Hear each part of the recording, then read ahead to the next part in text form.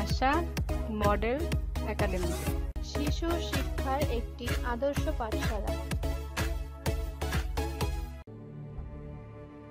মা হলেন সর্বশ্রেষ্ঠ শিক্ষক। পিতৃহারা 7 থেকে 8 বছর বয়সের ছেলেটি স্কুল হতে বাড়িতে এসে মাকে বলল, মা, প্রিন্সিপাল আমাকে আদর করে কিছু ক্যান্ডি দিয়েছে, আর তোমার জন্য এই চিঠিটা। মা চিঠিখানা খুলে পড়ে কেঁদে ফেললেন। মায়ের চোখে জল দেখে ছেলেটি বলল, মা, কাঁদছো কেন?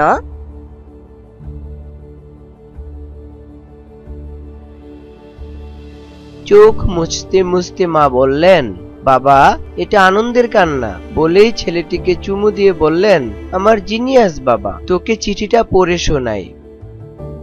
মা আনন্দের সাথে চিৎকার করে স্যারের লেখার ভাষা বদলে নিজের মতো করে পড়তে লাগলেন।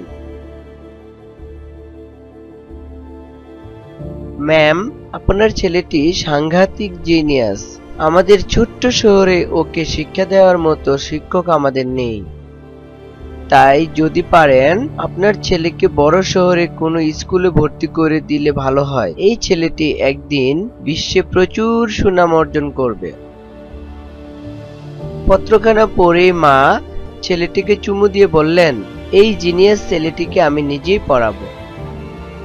মা নিজেই শিক্ষা দিয়ে ছেলেটিকে যুক্তরাষ্ট্রের তথা সমগ্র পৃথিবীর অন্যতম শ্রেষ্ঠ বৈজ্ঞানিক বানালেন, টমাস আলভা এডিসন। বৈদ্যুতিক বাল্ব, শব্দ রেকর্ডিং, মুভি ক্যামেরা বা চলমান ছবি ইত্যাদি সহ হাজারো আবিষ্কার তার। মায়ের মৃত্যুর পর টমাস এডিসন একদিন সেই ছোট্ট গ্রামে মায়ের সেই ছোট্ট বাড়িতে গেল। ঘর পরিষ্কারের সময় স্কুলের প্রিন্সিপালের দেওয়া চিঠিটা পেল। চিঠিখানা পড়ে টমাস কেঁদে দিল। তাতে লেখা ছিল,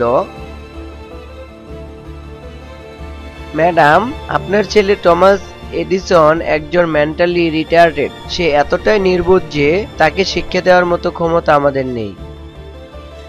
কারো আছে বলেও আমার জানা নেই। আপনার ছেলের কারণে আমাদের স্কুলের সুনাম ক্ষুণ্ণ হবে। তাই কমিটির সিদ্ধান্ত অনুযায়ী আপনার ছেলেকে স্কুল থেকে স্থায়ীভাবে বহিষ্কার করা হলো।